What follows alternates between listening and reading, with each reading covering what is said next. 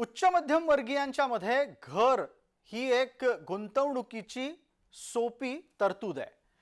गेल्या काही कालावधीपासून या घरात घेतलेल्या किमतीपासून विकलेल्या किमतीतला फरक हा कराच्या एका विशिष्ट रचनेमध्ये पोहोचलेला पाहायला मिळाला आणि त्यामुळे मध्यमवर्गीयांची घालमेल वाढली.